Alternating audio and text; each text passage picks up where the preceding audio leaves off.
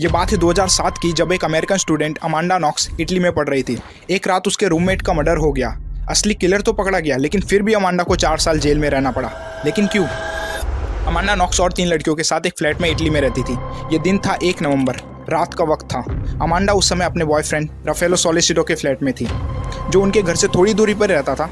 Amanda के बाकी roommates अपने अपने काम से बाहर गए थे, सिवाय एक के, मेरेडिथ कैर्चर, जिसका उस रात किसी ने बेरहमी से गला काट के मर्डर कर दिया था और उसके बेडरूम को अंदर से लॉक कर दिया था।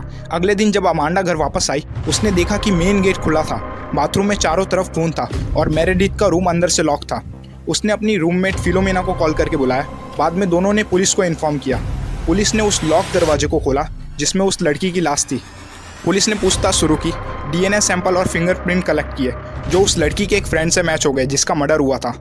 और जब पुलिस ने उससे पूछताछ की तो उसने कहा कि हाँ, वो उस रात उस रूम में ही था, लेकिन बाथरूम में सॉन्ग सुन रहा था। और जब बाहर आया तो मेरेडिथ को ऑलरेडी किसी ने मार दिया था।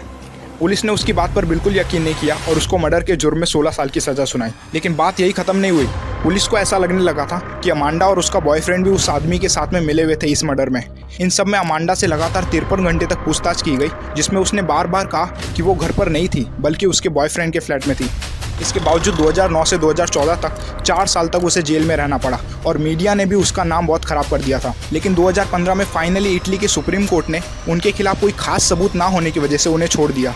लेकिन उसकी बिना किसी गलती के उसे 4 साल तक जेल में रखने के लिए और ह्यूमन राइट वायलेशन के लिए 2019 में यूरोपियन कोर्ट ने इटली को लगभग $20,000 पे करने का ऑर्डर दिया। यहाँ इटली की मीडिया ने भी वही काम किया था जो आजकल इंडिया की मीडिया कर रही है।